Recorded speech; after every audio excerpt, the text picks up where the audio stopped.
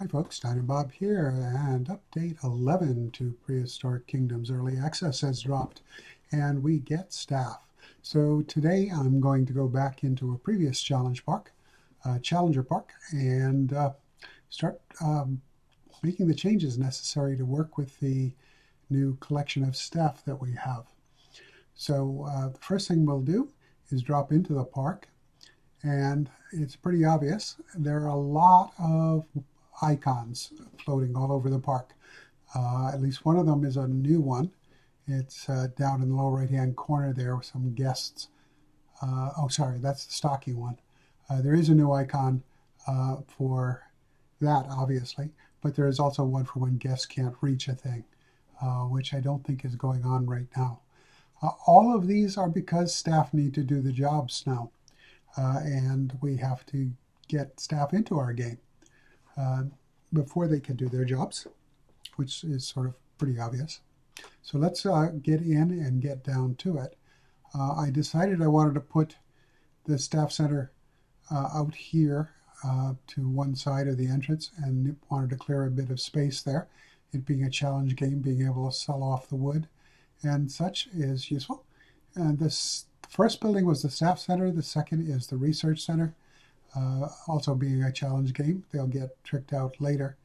But I wanted the staff close enough to get to behind that little amenities building that we're looking at right now. We also are getting staff gates, and for the first time, meter tall, which is great for a lot of the smaller animals. Having put the gate, sorry, having trouble with my words today. Put the gate in where I wanted to. I want to work around the look of the park a little bit to put a path, because the staff don't need the game paths or modular pieces in order to navigate the map. So with the center in, we'll go in there, and the first thing we see is that because this is a readjusted save, the game will automatically hire enough staff for each of the kiosks. But it doesn't hire any laborers for you. So we'll call up the laborer thing and pick out some laborers to add to our staff. We need them to move supplies around the park. And of course, it crashed on me the first time I tried to do that. It's something that happens when we're working with the test builds. But they seem to have fixed that bug. So here come our cashiers, and you can see them marching across the open terrain, as it were. They're not going to pick the lovely path that I set out for them. They're just going to make their own way and head on up toward that staff gate, because that's going to give them the easiest access to all the places they need to go. They're going to make these decisions on their own, and you will puzzle over them sometimes. It's just the way it is. Another thing that happens is all your guests will go away, and they will have to regenerate when you pull up one of your older saves. The next thing to do is to put in a loading bay. Ignore the fence going off map there. It's a weird glitch that happened, and it doesn't really affect anything as near as I can tell. So getting the loading bay down and the terrain around it was a little fussy for me. I wanted it to line up with the other buildings, these backstage buildings that I had laid down, but ultimately I will separate it from that grouping in order to make it easier to select and get right to the functions I want to get. It has one truck to start with. You can get up to 2 more, and that will speed up the process of the loading bay receiving materials. Your laborers will automatically come and get that and take them to places that need them.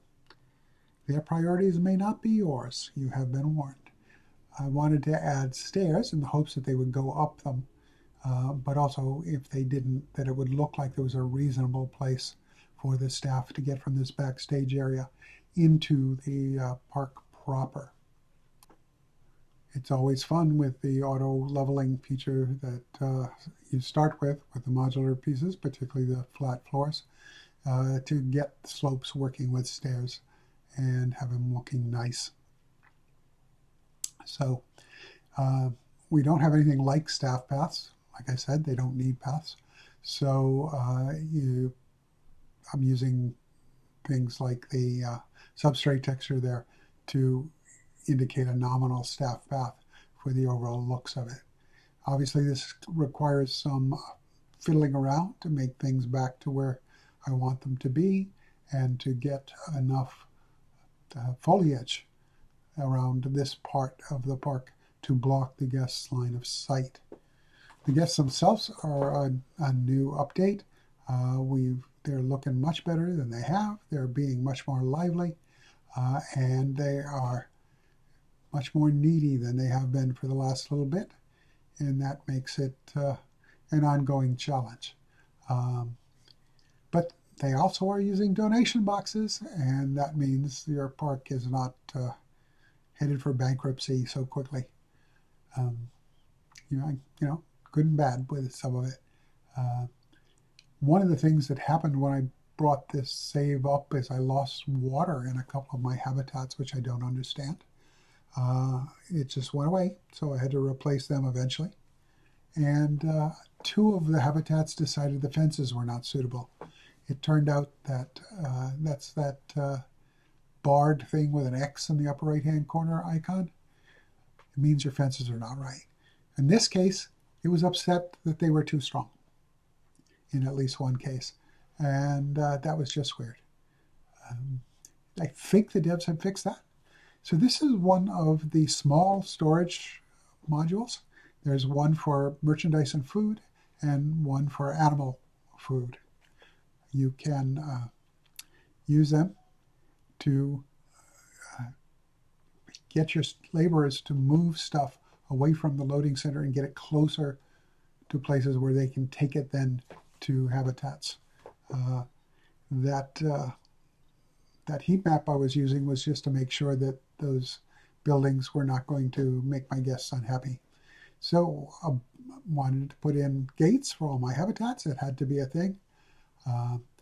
And on this one, I'm trying to make an airlock kind of gate. I had a problem with it screwing up the habitat's recognition. So I ended up doing a modular version by using these posts to instead of fences, so that it, for some reason, it freaked out when I had sort of those two habitats connected by two gates. That's going to bear some more looking into as to whether one can have more than one habitat gate in a habitat. It could be useful, especially the way the guests are, not the guests, the staff are moving around the park. I did notice a little bit later when I was messing with this build, I was able to put a staff door in the back of the large building between the Velociraptor and Protoceratops exhibits, and the staff were able to come through that door, walk through the building to take a shorter path to get stuff where they needed it to be on the other side. And so that's definitely strategic stuff to do. Since I was messing around in this area, I decided to throw in some backstage props. I think the only new one I got in there was that shovel. Just the perfect thing for scooping up poop. Anyway, not making a big deal of it, and moving on to other things. This is the Psittacosaurus habitat, and I realized I needed to get into both the habitat and the building if it was being locked out. So you see me adjusting the building to be able to put a staff gate in there. It wasn't until later that I realized that staff gate that you can see there is in a null fence and away from the barrier itself, which is not terribly useful. So I went outside and, we moved to another habitat, haven't we? Yes, that's the Velociraptor getting their gate, and that meant rocks needed to be adjusted. So there's going to be a lot of fiddling if you go back to older parks with putting this stuff in. It's the way of early access a lot of times. It's certainly any time the devs change something in one of their games, it can have knock-on effects where you have to do that. But overall, the update is looking great. It's huge. There's so much stuff that they have put in or changed. it's going to be a different game. So here are laborers finally realizing that they've been hired and are off to the loading bay. They're going to go in and get stuff to start distributing around the park. It does take them a while to work through all of this, so don't get too hysterical if those warning icons don't go away as soon as you want them to go away. Watch these guys dodge. There we go. So they've got these little hand trucks when they're moving merchandise anyway, possibly also when they're moving things. I haven't seen them go around enough. But that's what I've got for you today. I hope it's timely. I'm going to probably be bouncing around in parks for the next couple of videos. We'll see. Decisions must be made. Anyway, I hope you had fun checking it out. Like, subscribe, and all that usual stuff. And I'll see you in another video. Until then, you all take care. Be kind to each other. This is Don and Bob signing off for today.